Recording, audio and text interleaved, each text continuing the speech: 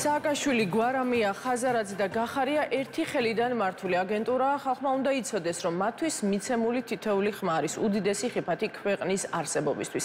ამის შესახებ ფრაქცია ქართული ოცნების თავმჯდომარემ დღეს გამართულ ბრიფინგზე განაცხადა. მამუკა მდინარაძემ ოპოზიციონერი ლიდერები გააკრიტიკა და კონკრეტულ ფაქტებზე ისაუბრა. თამარ ციკლაური განავრცობს თემას ახლა პირდაპირ ეთერში. თამარ, გისმენთ.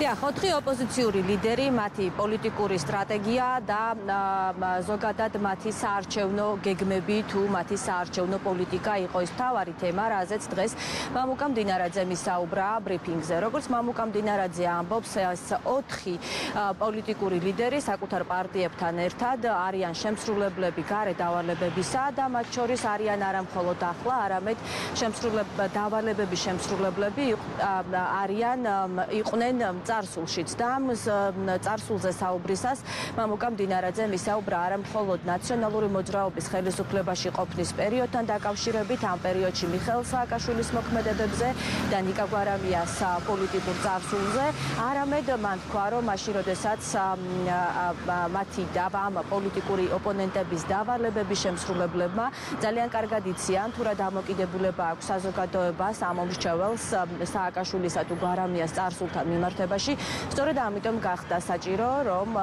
და ჩათვალეს საჭიროდ, რომ პოლიტიკურ ველზე გამოეჩინათ ორი ახალი მოთამაშე, როგორც ოპოზიცია, ესენი არიან სწორედ ხაზარაძე და გახარია, თუმცა ამ ნაწილშიც მამუკა მდინარაძე საუბრობს იმაზე, რომ ყველა მათი მოქმედება, მათ შორის იგივე გიორგი გახარიას ხელისუფლებაში ყოფნის პერიოდი, თუნდაც შინაგან საქმეთა მინისტრობის პერიოდში გადადგმული ნაბიჯები თუ პრემიერ-მინისტრობის პერიოდში გადადგმული ნაბიჯები, ახლა მიანიშნებს კიდევ უფრო მეტად იმაზე, რომ ასრულებდა გიორგი გახარია კონკრეტულ დავალებებს, ისე როგორც კონკრეტული დავალებების შემსრულებელი მამუკა მდინარაძეს თქმით იყო მამუკა ხაზარაძეც. სწორედ აქედან გამომდინარე, მამუკა მდინარაძე თვლის, რომ მნიშვნელოვანია განსაკუთრებულად და კარგად შეაფასოს და გაანალიზოს ამ მომრჩეველმა პოლიტიკური ოპოზიციის წარსული. სააკაშვილისა და გვარამიას შემთხვევაში ყველაფერი გასაგებია. მათ წარსულის ცოდვები იმდენად ამძიმებთ, რომ წამებელ რეჟიმზე უგონოდ შეყვარებული ადამიანების გარდა ნეიტრალური ამომრჩევლის მიმხრობას ისინი ვერ ახერხებენ.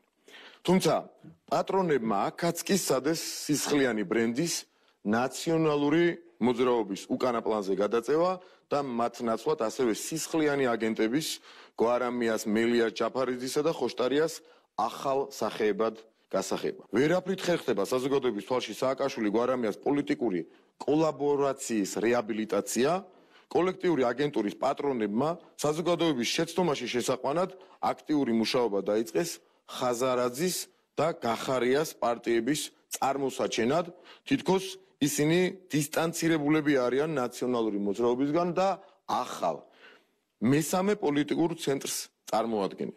მამუკა ხაზარაძე ნაციონალური მოძრაობის დიდი ხნის მოკავშირე, ეგრეთ წოდებული მოლარე და მათ მიერ ადამიანებისათვის წართმეული ბიზნესების დამპატრონებელია. როდესაც რეჟიმი ხალხს ძარცვავდა და ქუჩებში კლავდა, მამუკა ხაზარაძე რამდენიმე ერთეულ პრივილეგირებულ ბიზნესმენთან ერთად განუსაზღვრელად მდიდრდებოდა. სააკაშვილმა მას დაუფასა ერთგულება და ბრწყინვალების საპრეზიდენტო ორდენითაც დააჯილდოვა. დღეს ხაზარაძე, ისევე როგორც სააკაშვილი, გვარამია და სხვა კოლექტიური აგენტურა პატრონების უსიტყვო მორჩილებაშია, ხაზარაძემ ზუსტად იცის. რა დავალებებს მიიღებს ის პატრონებისგან, მას გაცნობიერებული აქვს, რომ თუ სასწაული მოხდება და ხელისუფლებაში როგორღაც მოვა, ქვეყანა ომის ქარცეცხლში უნდა გახვიოს. არანაკლებ და შეიძლება კიდევ უფრო კაფიოდ არის ეს ყველაფერი გახარიას შემთხვევაშიც. მოვლენათა ქრონოლოგია და გახარიას გადაწყვეტილებების ჯაჭვი მარტივად ადასტურებს, რომ ის არაფრით განსხვავდება კოლექტიური აგენტურის რიგითი წევრებისგან. დავალებებს ისიც საერთო პატრონებისგან იღებს და უსიტყვოდ ემორჩილება. გახარიას მოღალატეობრივი ნაბიჯებიდან ერთ-ერთი ყველაზე მძიმეა ჩორჩანას ინციდენტი, რომელიც მაშინვე ნაცმოძრაობამ ნაკლებად შეიმჩნია, ესეც გახსოვდა მათმა ტელევიზიებმა და მათმა მედია საშუალებებმაც. ისე რომ გუნდის არც ერთ წევრთან, შესაბამის ორგანოებთან კიდევ უფრო ზუსტად რომ ვთქვათ, საკითხი არ შეათანხმა ოკუპირებული ტერიტორიის სიახლოვეს პატრონების დავალების შესაბამისად გამყოფ ხაზთან პოლიციის საგუშაგო დადგა. მან ამით გაუგონარი პროვოკაცია მოაწყო, რასაც რუსეთის მხრიდან მოყვა უმძიმესი პასუხი. მათ ადგილზე ოკუპანტებმა ადგილზე გახსნეს სამჯერ მეტი საგუშაგო, წაიღეს კიდევ უფრო დიდი ტერიტორია, სოფელ ჩორჩანას მოსახლეობამ დაკარგა ტყე, რომლითაც ისინი სარგებლობდნენ, სახელმწიფომ მიიღო რეპუტაციული ზიანი.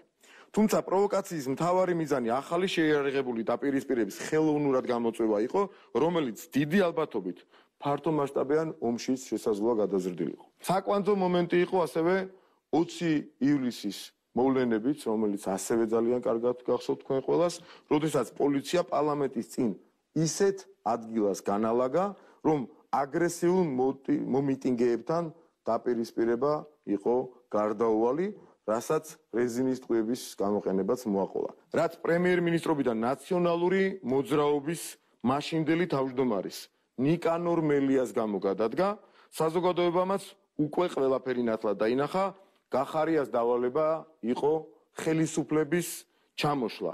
მას უნდა ეჩვენებინა, რომ სახელმწიფო ინსტიტუტები იყო თლიანად მორღვეული, შინაგან საქმეთა სამინისტროს ვერ უნდა შეესრულებინა, ვერ უნდა აღესრულებინა კანონი, ანუ ვერ დაეკავებინა ნიკანორ მელია. გახარია ისტერიულად ითხოვდა 2 დღეს იმავე ვადას, რაც სააკაშვილს შემდგომ 2021 წლის საპარლამენტო არჩევნებამდე ქვეყანაში ბორანით შემოსაპარად დაჭირდა და შემიძლია აქვე დავამატო, შეგიძლია თქვენ თვითონაც გაიხსენოთ, სად იყო მაშინ სააკაშვილი იმ დღეებში, როცა გახარია ისტერიულად ითხოვდა 2 დღეს. საზოგადოებას მოვუწოდებთ, რომ კიდევ ერთხელ კარგად გაიხსენონ და გაანალიზონ ჩემს მიერ ჩამოთვლილი ფაქტები.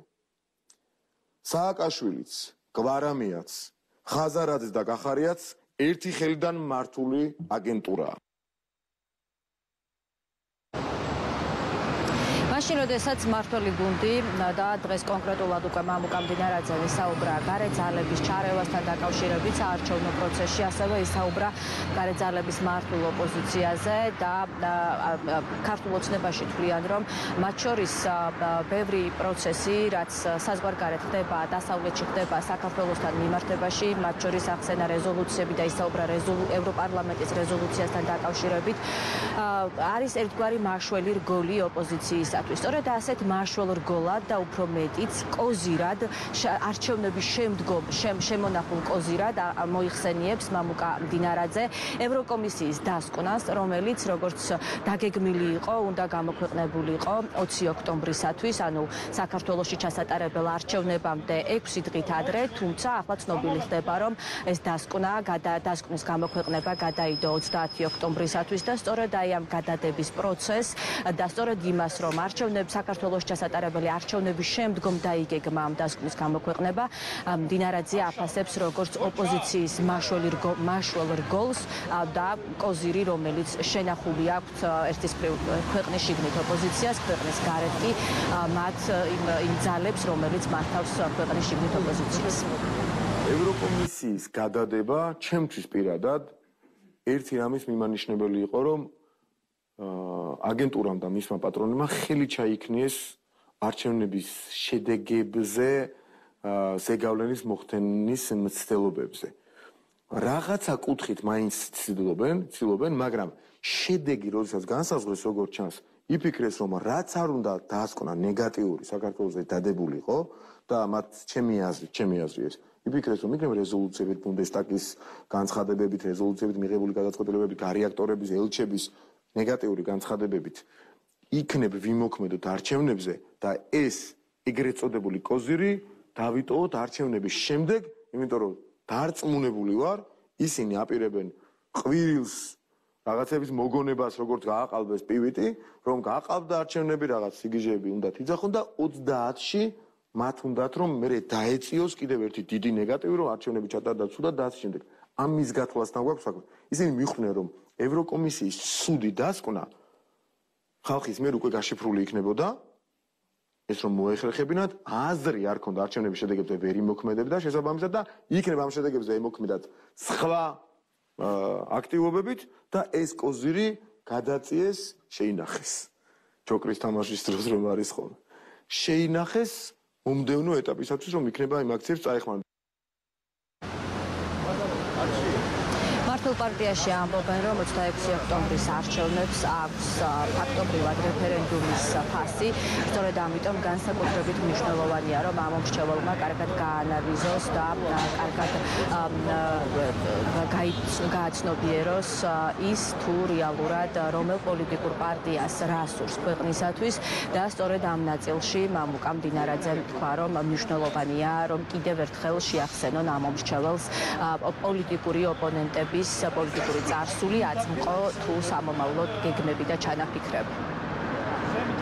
მადლობთ თამარ, ციკლაური საუბრობდა პირდაპირ ეთერში.